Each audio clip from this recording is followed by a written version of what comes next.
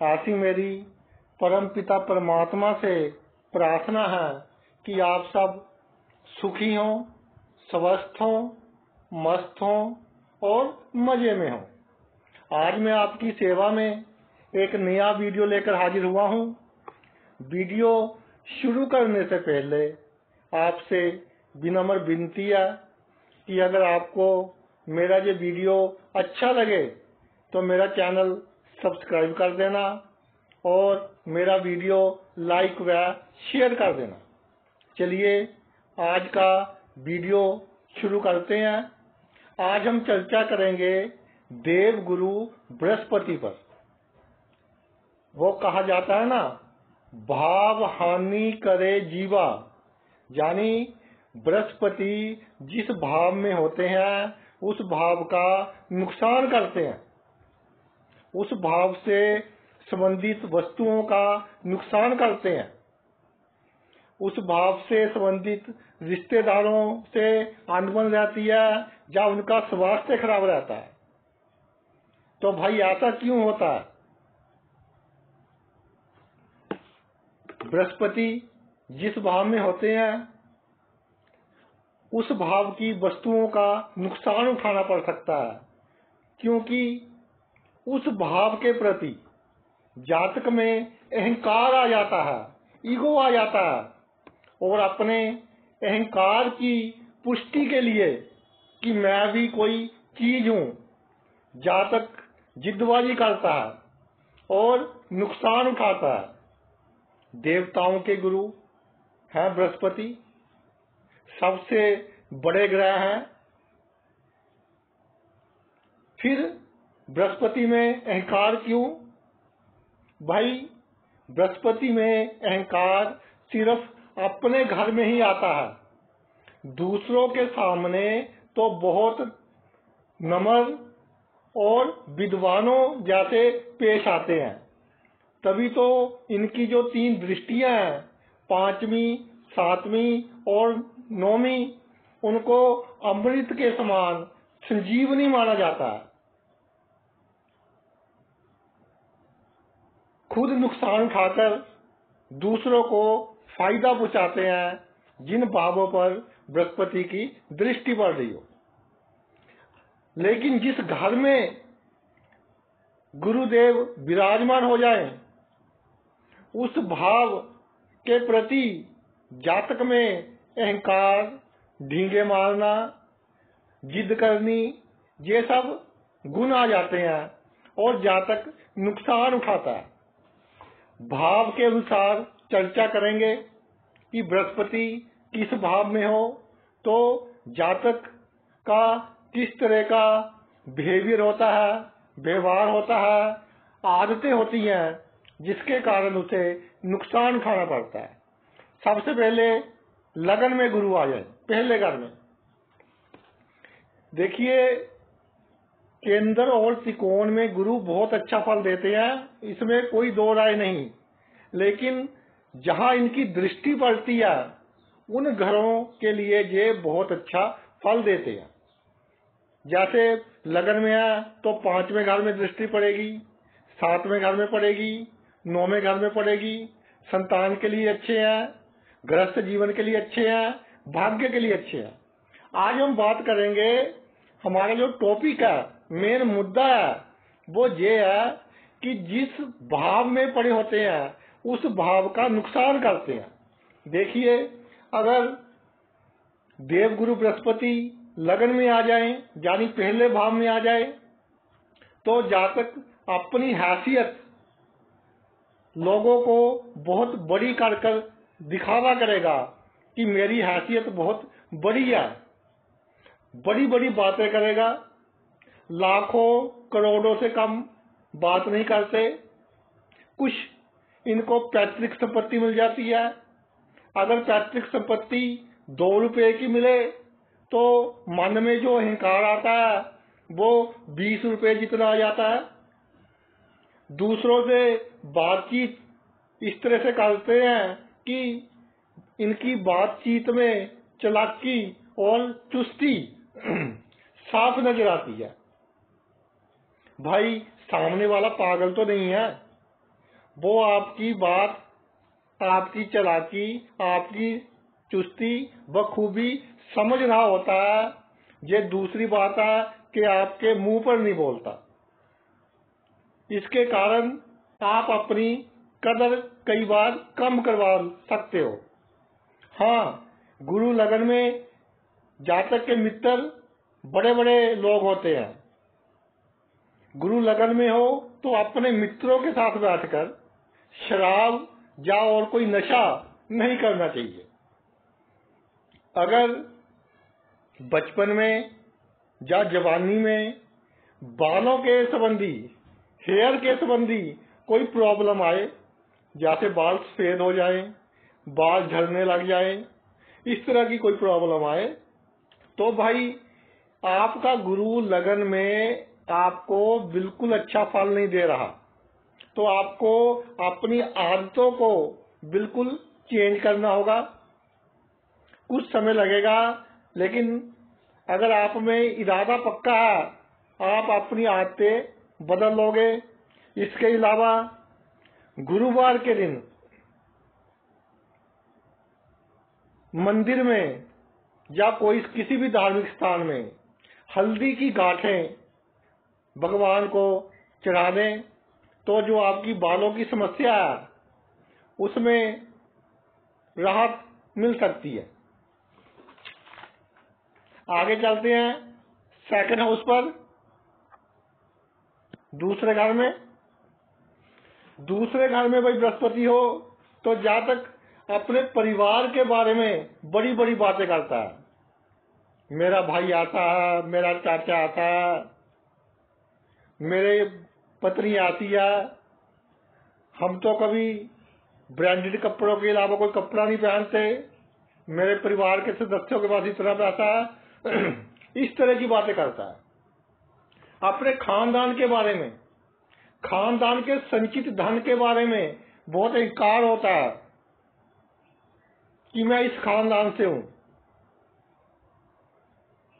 अहंकार भरी वाणी के कारण कई बार इस तरह की बात कह देता है कि दूसरे के मन को चोट पहुंचती है। भाई तन की जो चोट होती है वो तो कुछ समय के बाद ठीक हो जाती है, लेकिन मन की चोट को ठीक होने में बहुत वक्त लगता है। इसलिए जिनके दूसरे भाव में गुरु होता है, कई बार तो जो इनके नॉन पर्सन होते हैं, जिनसे इनका मिलवर्तन होता है, इनको देखकर पहले ही रास्ता बदल लेते हैं कि पता नहीं अब क्या कह देगा, कौन सी बात करेगा। पड़ोसियों को छोटा दिखाने की कोशिश करते हैं। परिवार का ध्यान तो रखेंगे, पूरा रखेंगे, लेकिन मैं की भावना आ जाएगी, मैंने तेरे लिए ये किया। तो परिवार के सदस्यों भी दिल से इनका उतना सत्कार नहीं करेंगे जितना जी अपने परिवार के लोगों के लिए काम करेंगे, उनकी उन्नति के लिए कार्य करेंगे, उतनी इनको आउटपुट नहीं मिलेगी। इसके अलावा कहीं चार बंदे इकट्ठे बैठे हो, कहे चलो चाय पी लें, ये कहेंगे नहीं भाई मैं तो कॉफी पीऊंगा। इसके अलावा ये चाहते हैं कि जब भी कुछ खाना पीना हो तो जैसे राजा महाराजा खाते थे वैसे सब कुछ सजा हुआ हो, नहीं तो नुक्स निकालते रहते हैं। धन की गलत जगह इन्वेस्टमेंट कर देते हैं, चाहे दिखावे के लिए करें, चाहे किसी के कहने के लिए करें। इनको चाहिए कि इन्वेस्टमेंट अपनी बुद्धि के अनुसार 2 दिन सोचें फिर करें। कहीं भी करनी हो, मन चिंतित होता है लेकिन किसी को शो नहीं होने देते। बाहर से कुछ नजर आते हैं, अंदर ही अंदर दुखी रहते हैं कई बार। तो इनको चाहिए एक तो ससुराल के साथ अच्छे संबंध बनाकर रखें, चाहे पुरुष हो चाहे स्त्री हो, अपने ससुराल के रिश्तेदारों के साथ अच्छे संबंध बनाकर रखे। भाई जब आप पर बुरा वक्त आएगा वो आपके बहुत काम आएंगे। अब बात करते हैं तीसरे घर की। तीसरे घर में गुरुदेव आ जाए तो कई बार जातक लापरवाह हो जाता है।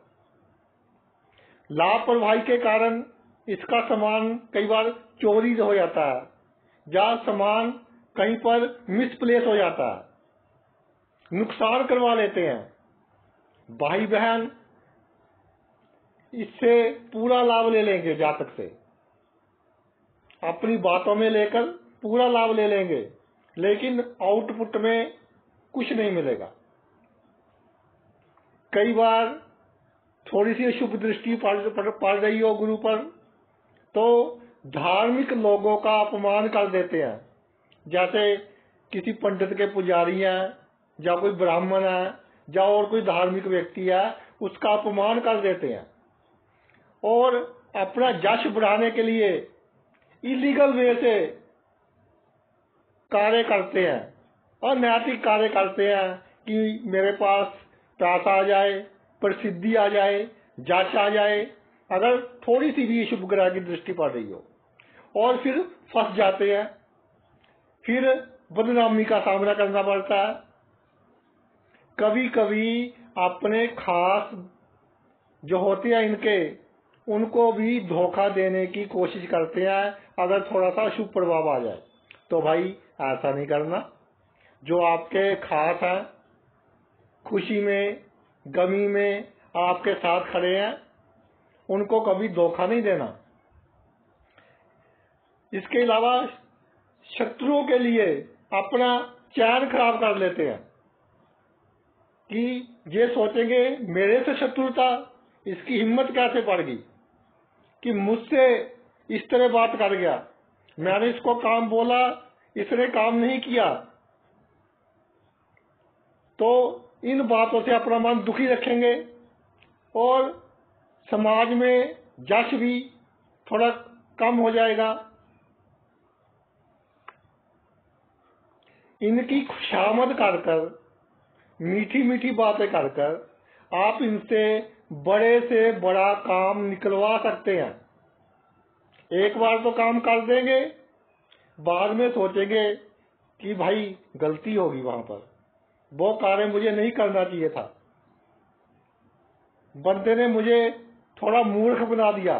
बाद में सोचेंगे, क्योंकि बुद्धिमान तो बहुत है, लेकिन किसी ने थोड़ी सी बटरिंग की, उसका कार्य कर दिया।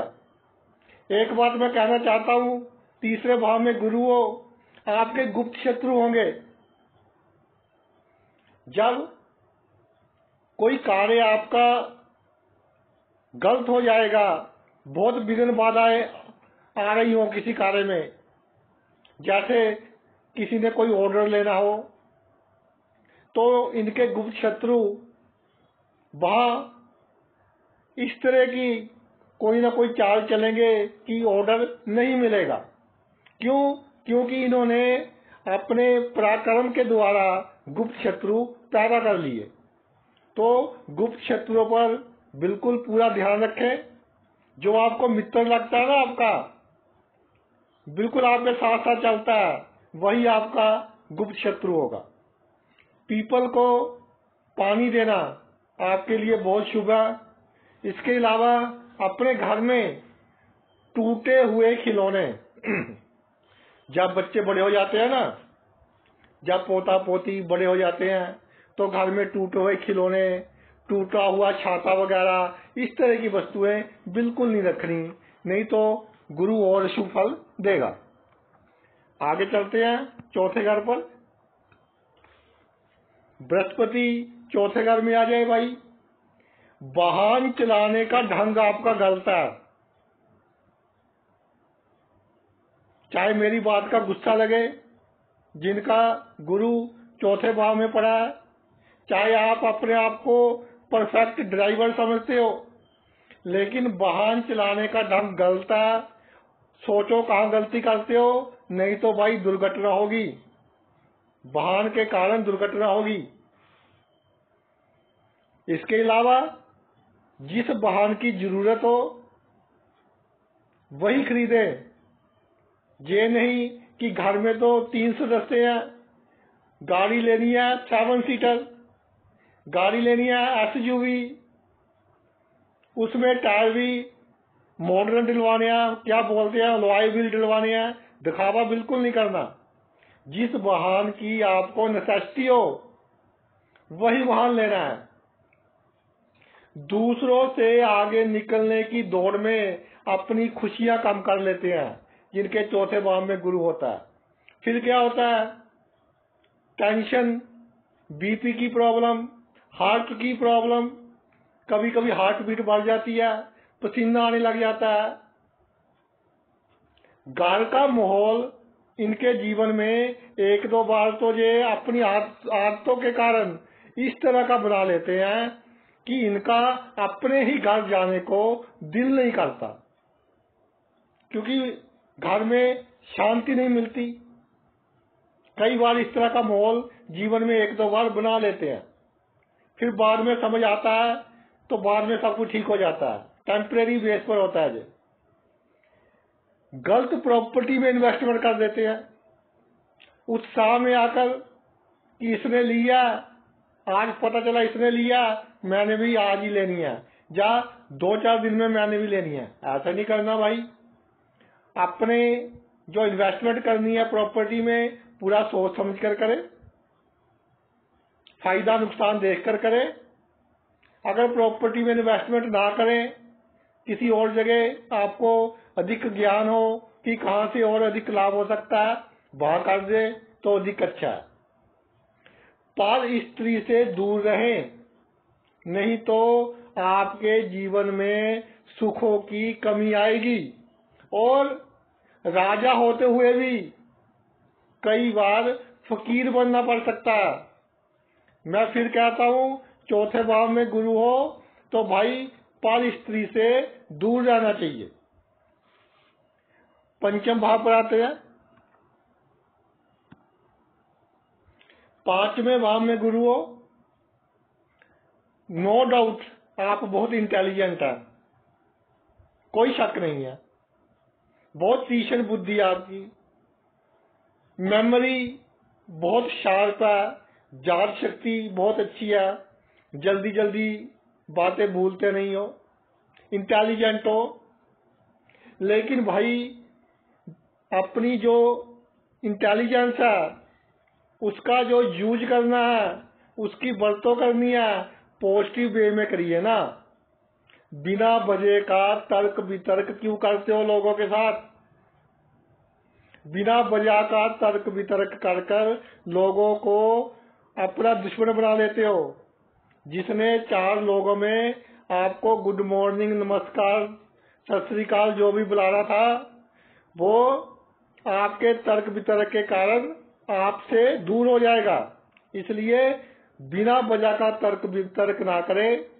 तीक्ष्ण बुद्धि है, उसे सकारात्मक पॉजिटिव कामों में लगाएं। एक बात और देखिए, पंचम भाव में गुरु हो, घर में पहले बेटी का जन्म हो जाए। आज के टाइम तो भाई बेटा और बेटी दोनों बराबर ही हैं। हम तो अंतर करते नहीं, ना ही किसी को सलाह देते हैं। लेकिन कई बार दिमाग में आ जाता है कि मेरे घर पहले बेटी आ गई, तो ये क्या करते हैं, बेटियों के बारे में पॉजिटिव लिखना, बेटियों की महत्वता बतानी शुरू कर देते हैं लोगों को। चाहे सोशल मीडिया पर इस तरह के मैसेज डाले, व्हाट्सएप पर डाल दिया बेटियां बहुत अच्छी होती हैं, बेटे तो अच्छे नहीं होते, फेसबुक पर डाल दिया। यानी कि इनकी ये कोशिश होती है कि जिनके पास बेटा संतान है उनको लगे कि बेटों से बेटियां अच्छी होती हैं। भाई सब में पॉजिटिव एनर्जी भी होती है, नेगेटिव एनर्जी भी होती है। तो इस तरह की बातें ना करें, नहीं तो कई बार पुत्र संतान होने में थोड़ी डिले हो सकती है। ईमानदार होते हैं, मगर वहां भी ईमानदारी दिखाएंगे दूसरों के सामने जहाँ पता हो कि अगर जहाँ ईमानदारी की तो नुकसान होगा, वहां भी दूसरों के सामने अपने आप को आइडियल शो करेंगे और फिर उसके परिणाम भुगतेंगे, परिणाम बुरे होंगे। इसलिए दूसरों का इतना फिक्र मत कीजिए। आदतों के कारण अपनी जहां से अचानक लाभ मिलना हो उसमें कमी कर लेते हैं। जैसे पिताजी का मूड है कि इसको इतने पैसे देने हैं, इतनी प्रॉपर्टी देनी है, किसी रिश्तेदार भाई बहन ने कुछ देना है, लेकिन आपका जो तर्क वितर्क करने का ढंग है उसके कारण आपको जितना लाभ उसने देना था उतना नहीं देते।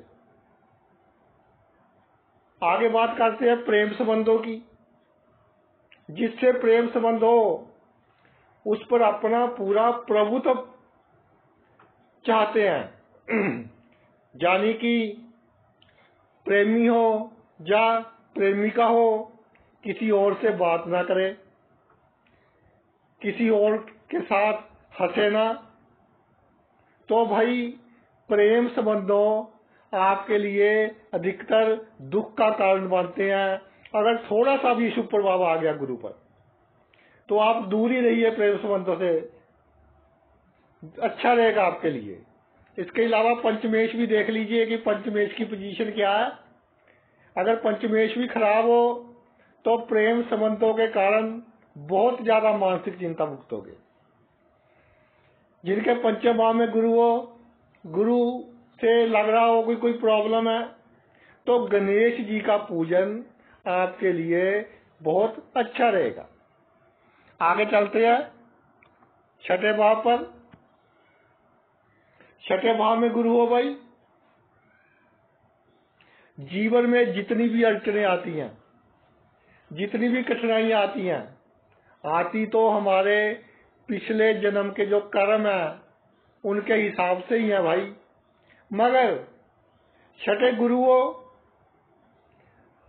70% अड़चने और कठिनाइयों के कारण आप खुद हो। आपकी आदतें हैं ठंडे दिमाग से बैठकर सोचना कि मैं इन कठिनाइयों को किस तरह से दूर कर सकता हूं, तो आप बहुत आसानी से कठिनाइयों को दूर करके एक अच्छा जीवन व्यतीत कर सकोगे। अपने बिहेवियर पर कंट्रोल करें। अगर अपने व्यवहार पर कंट्रोल नहीं करोगे तो विद्वान और पढ़े लिखे लोग, कुछ लोग कम पढ़े लिखे होते हैं लेकिन बुद्धि बहुत होती है, इस तरह के लोग भी शामिल होंगे। वो आपके शत्रु बन जाएंगे और आपको दिमाग से नुकसान पहुंचाएंगे। ये नहीं कि लड़ाई झगड़ा करेंगे, दिमाग से नुकसान पहुंचाएंगे। आप सोचते रहोगे यह काम कैसे खराब हो गया, बहुत समय बाद पता चलेगा कि भाई उसने प्रॉब्लम क्रिएट की है। तो अपने शत्रु भी आप खुद ही बनाते हो। पिता के धन का दूसरों पर दिखावा नहीं करना। जितना भी धन है, छठे गुरु हो तो पिता के पास अच्छा धन होता है, गुजारे से तो अच्छा ही होता है, तो किसी को दिखावा नहीं करना। डायबिटीज का ख्याल रखना है, सोच पॉजिटिव रखिए, डायबिटीज भी कंट्रोल में रहेगी। और एक बात और कहना चाहता हूं कि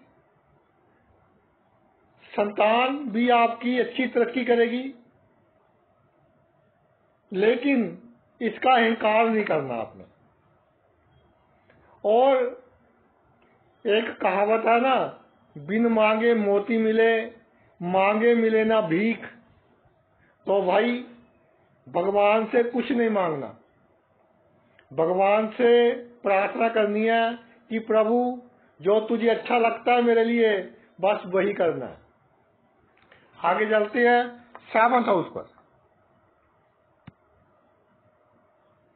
7वें घर में गुरु आ जाए, जीवन साथी में सभी गुण होते हैं, सुंदर भी होते हैं। मैं ये नहीं कहता कि अति सुंदर होते हैं, सुंदर होते हैं, सुशील होते हैं, सभी गुण होते हैं। लेकिन फिर भी सॉरी, जीवन साथी को नीचा दिखाने के लिए आप अलग अलग तरह के लैंग्वेज वर्ड प्रयोग करते हो कि ऐसी बात कहनी है जिसके कारण उसका अपमान हो। आप उसको ये दिखाना चाहते हैं कि मैं बहुत सुपर हूँ और आपका जो जीवन साथी है वो इतना सुपर नहीं है, आपसे निचले लेवल का। तो भाई खास तौर पर पुरुष अपनी पत्नी से इस तरह का व्यवहार मत करना कि मेरा खानदान अच्छा है, जिसके कारण आपके पत्नी के मन को चोट पहुंचे, आघात पहुंचे। इसका रिजल्ट ये होगा कि जीवन साथी का या तो स्वास्थ्य खराब हो जाएगा, अगर कुंडली में सप्तमेश की पोजीशन भी अच्छी ना हो, दोनों की कुंडलियों में भी सप्तमेश की पोजीशन अच्छी ना हो, तो भाई मतभेद काफी बढ़ जाते हैं और कई बार बात तलाक तक आ जाती है। अगर सातवें घर में गुरु अपने घर का हो, यानी 9 राशि का या 12 राशि का, तो जो मैंने बातें बताई हैं इनमें काफी हद तक वृद्धि होने के चांस रहते हैं। तो इन बातों का ध्यान रखिए। पार्टनरशिप यानी साझेदारी में कोई काम ना ही करे तो अच्छा है, नहीं तो आपको प्रॉब्लम हो सकती है। एकदम आपकी आदतें ऐसी हैं कि आप दूसरे को कंट्रोल नहीं कर पाओगे, तो आपको एकदम नुकसान हो सकता है साझेदारी के काम में। किसी गरीब पर कोर्ट केस नहीं करना। कानून की पूरी जानकारी होगी आपको, लेकिन किसी कमजोर व्यक्ति पर कभी कोर्ट केस नहीं करना। और जिनके सप्तम भाव में बृहस्पति हो, एक बात मैं कहना चाहता हूं, एक तो पीले रंग के कपड़े नहीं डालने, इनसे परहेज करना है। और सिले हुए कपड़ों का, स्टिच्ड जो क्लॉथ होते हैं उनका दान नहीं करना, फ्री में किसी को नहीं दें। अगर देने भी हो तो थोड़े पैसे ले लीजिए, चाहे 10-20 रुपए ही ले लीजिए, उसके बाद किसी को अपने सिले हुए कपड़े देने। आगे चलते हैं अष्टम भाव के ऊपर। अष्टम भाव अपने आप में बहुत ही रहस्यमय भाव है। बहुत हद तक बृहस्पति के बुरे गुणों को अपने बीच समाये रखेगा ये भाव। यानी अष्टम भाव बृहस्पति को बुरा नहीं करने देगा, क्योंकि अष्टम भाव पताल का, जितने भी बुरे गुण होंगे उसके कारण जातक को 5% कह लीजिए, इससे अधिक नुकसान नहीं होने देगा। अचानक धन लाभ करवाएगा, वसीयत से लाभ, इंश्योरेंस बीमा वगैरह से लाभ करवाएगा, पैतृक संपत्ति से भी लाभ करवाते देखे गए हैं अष्टम भाव में बृहस्पति हो। ससुराल से भी लाभ करवाते देखे गए हैं। या पत्नी कमाने वाली होती है, या बिजनेस करती है, या नौकरी करती है, या ससुराल से लाभ होता है। देर सवेर हो सकती है थोड़ी दशा अंतर दशा के कारण, लेकिन लाभ जरूर होता है। मगर भाई अहंकार ना करें इन बातों का। ये सोचे कि प्रभु ने जो दिया है ये उसकी कृपा है, मैं तो अयोग्य हूं, लेकिन प्रभु ने दिया है, बिल्कुल अहंकार ना करें। इसके अलावा डायबिटीज, शुगर, किडनी और लिवर, इनका विशेष ध्यान रखना है। कोई छोटी सी भी प्रॉब्लम लगे तुरंत टेस्ट वगैरह करवाएं, मेडिकल एडवाइस लें। अष्टम भाव में बृहस्पति हो तो भाई मृत्यु का समय भी जातक का सुंदर होता है। गति भी अच्छी होती है, परलोक में अगला जन्म भी अच्छा होता है। मुसीबत जब आए आपके ऊपर, अच्छा समय खराब समय सब पर आता है, कोई मुसीबत आए भाई आपके ऊपर, सिर्फ एक से मदद मांगनी है, वो है परमात्मा। और किसी के सामने आपने हाथ नहीं फैलाने, परमात्मा से मदद मांगनी है। देखिए परमात्मा कैसे लोगों को भेजेगा आपकी मदद करने। परमात्मा खुद तो आ नहीं सकते, किसी को अपने रूप में भेजेंगे आपकी मदद करने के लिए। सोना धारण करना आपके लिए शुभ है। अगर हो सके तो अपने गले में सोना धारण करें, ये बहुत ही अच्छा रहेगा। अगले घर पर चलते हैं भाई, नवम भाव पर। 9th हाउस में बृहस्पति हो जिनके, तो मेरी बात नोट कर लें। अपने भाई, अपने बहनोई, अपने साले, इन तीनों से व्यवहार करते समय कूटनीतिक बरते, बहुत सावधानी बरते, बिल्कुल अहंकार ना दिखाएं। अपने बारे में आपके पास क्या है नहीं है बिल्कुल ना बताएं, वरना जे आपको किसी भी समय अगर आपके इनसे संबंध खराब होते हैं तो बड़ी से बड़ी मुसीबत में डाल सकते हैं और आपको बहुत महंगी पड़ सकती है वो मुसीबत।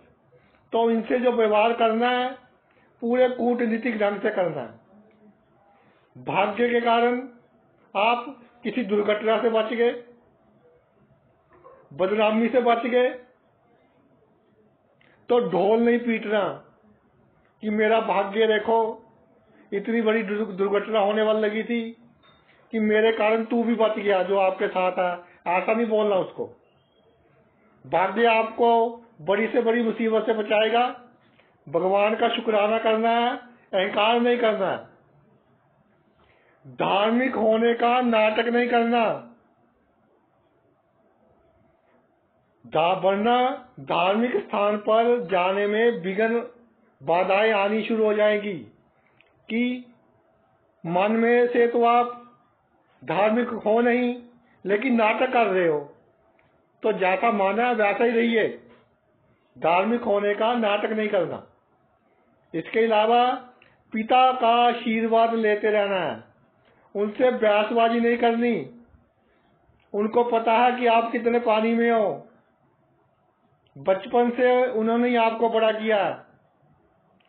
विदेश में हो या जन्मभूमि से दूर हो तो बिल्कुल नम्र हो जाइए, अपने ईगो को 0 लेवल पर लेकर आए, तो आपका भाग्य आपका पूरा साथ देगा और आप बहुत अच्छी तरक्की करेंगे।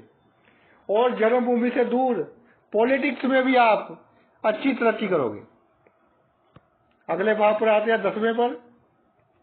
10वें भाव में गुरु हो भाई, तो अगर राजनीति में हो, पॉलिटिक्स में हो, तो कई बार उत्साह में आकर या 2-4 साल आपकी अच्छी इज्जत होगी सोसाइटी में, थोड़ा अहंकार बढ़ गया, अहंकार में आकर कोई इस तरह की स्टेटमेंट दे दोगे, कोई इस तरह का बयान दे दोगे जो आपको बहुत महंगा पड़ेगा। खास तौर पर अगर राजनीति में हो, गुरु 10वें भाव में पड़ा, तो जब मीडिया को कोई बयान देना है, कोई स्टेटमेंट देनी है, तो बहुत ही सोच समझ कर दे, वरना लग पुलिंग बहुत होगी आपकी। 10वें भाव में गुरु हो, अगर आपकी कलम में किसी का बुरा करने की शक्ति है, तब भी आपने किसी का बुरा नहीं करना भाई। ये नहीं कि एक का बुरा कर दिया 4 लोग अपने आप सीधे हो जाएंगे, ऐसी सोच नहीं रखनी। सबका अच्छा करते जाओ, प्यार से समझा लो, गुस्से से समझा लो, लेकिन कलम से किसी के खिलाफ कोई गलत कमेंट, किसी का फ्यूचर खराब नहीं करना।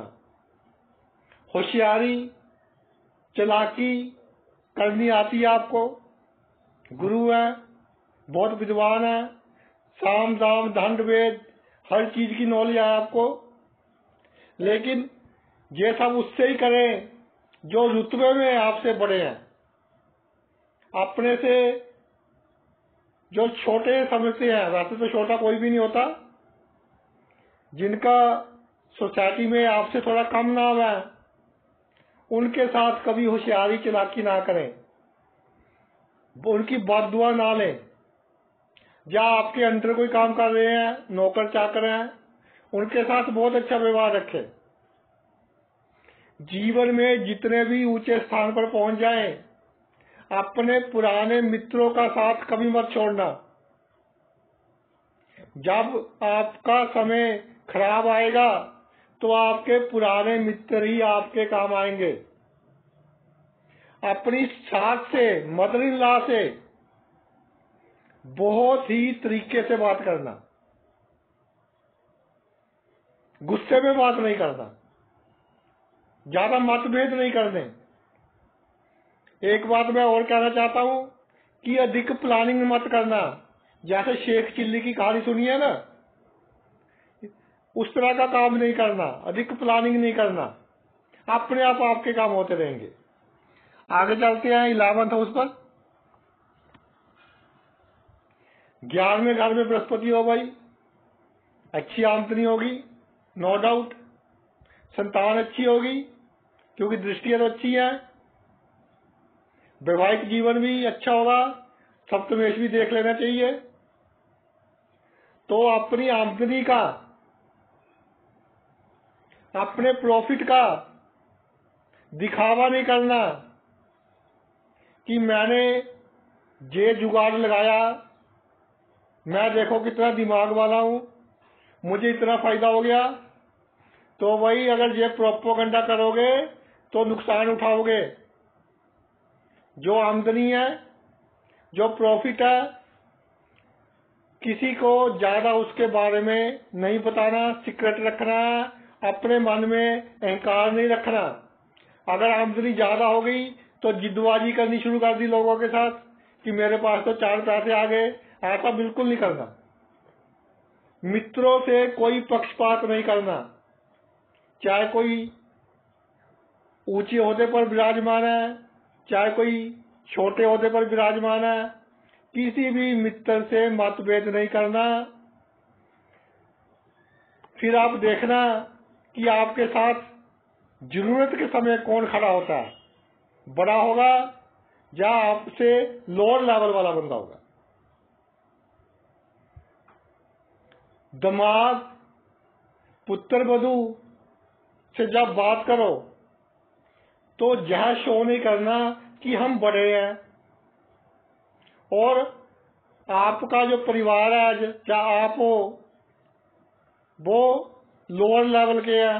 इस तरह का कभी व्यवहार नहीं करना, नहीं तो आपके बच्चों को प्रॉब्लम का सामना करना पड़ सकता है। जिनके 11वें भाव में गुरु हो, अगर किसी जरूरतमंद के घर किसी की डेथ हो जाए, और कई बार देखा गया है हमारे समाज में कि डेथ हो जाती है किस घर में किसी की, लेकिन व्यक्ति के पास इतने पैसे नहीं होते कि सभी रीति रिवाज जो हमारे बने हुए हैं उनको अच्छे ढंग से करवा सके। तो भाई वहां मदद करना आपके लिए बहुत शुभ रहेगी अगर एकादश भाव में गुरु पड़ा हो।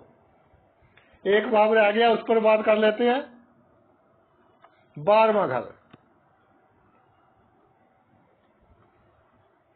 अगर 12वें घर में गुरु हो तो सिर्फ अपने पति और पत्नी, अगर पुरुष है तो अपनी पत्नी, अगर स्त्री है तो अपने पति, जीवन में इनसे ही संबंध बनाने हैं और किसी से कोई संबंध नहीं बनाने। शादी से पहले जो हो गया उसे भूल जाए। शादी के बाद कोई दूसरा आपकी लाइफ में नहीं आना चाहिए। कभी गुस्से में हो उस समय वाहन ना चलाएं, और गुस्से में हो तेजी से काम ना करें। कई बार किसी से कोई काम कह दिया कि ऊपर से कोई वस्तु उठाकर दे दो, उसने नहीं उठाई तो खुद चढ़ गए पौड़ी पर, टेबल पर चढ़ गए गुस्से में, और टेबल गिर गया, फिर चोट खाओगे। ऐसे कई उदाहरण है मेरे पास। 12वें भाव में गुरु है, घर के किसी सदस्य को कोई कार्य कह दिया, उसने नहीं किया, गुस्से में खुद करने लग गए, फिर कोई ना कोई दुर्घटना हो गई। एक दो केस में तो ऐसा भी देखा है कि जो बाजू वगैरह है उसमें भी फ्रैक्चर आया। तो भाई घर में गुस्सा नहीं करना, व्हीकल तेज नहीं चलाना। पति पत्नी एक दूसरे को ना सुनाए कि तेरे कारण ये हो गया, तेरी वजह से इतना नुकसान हो गया, तू तो अनपढ़ है, कम अकल है। बिल्कुल नहीं। जैसे आप पति मिल गया, जैसी पत्नी मिल गई, पूरे गुण और दोष के साथ उनको स्वीकार कर लो।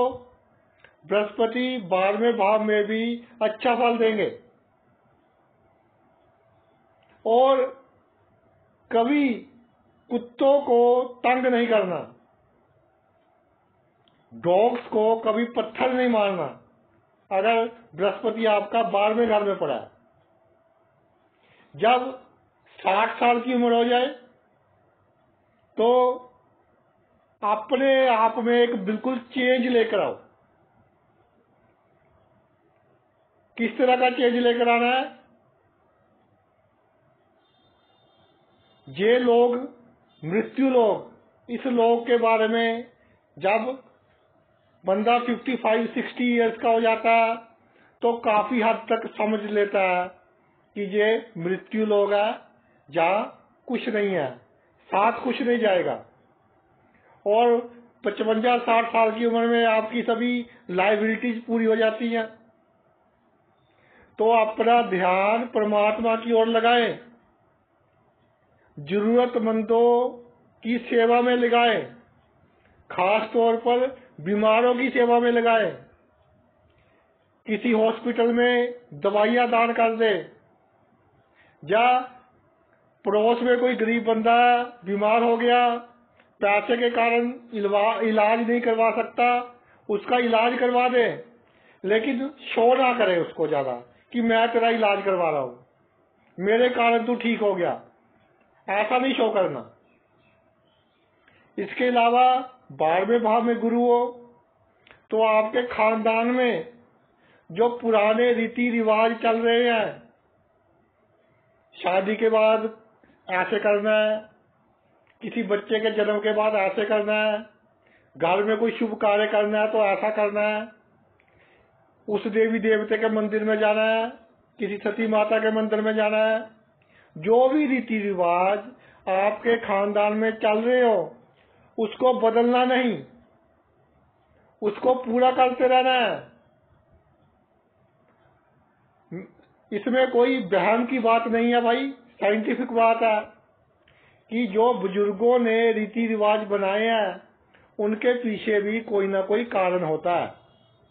तो जो रीति रिवाज चलते आ रहे हैं आपके घर में, उनको उसी तरह से कंटिन्यू रखिए, और आगे आने वाली जो पीढ़ी है उसको भी दिमाग में पूरा पूरा भर दे कि भाई आप जितनी मर्जी बड़ी पोजीशन पर हो जाओ सेट, दुनिया में कहीं भी निवास कर लो, जहां तक हो सके अपने खानदान के रीति रिवाज हमने फॉलो करने ही करने हैं।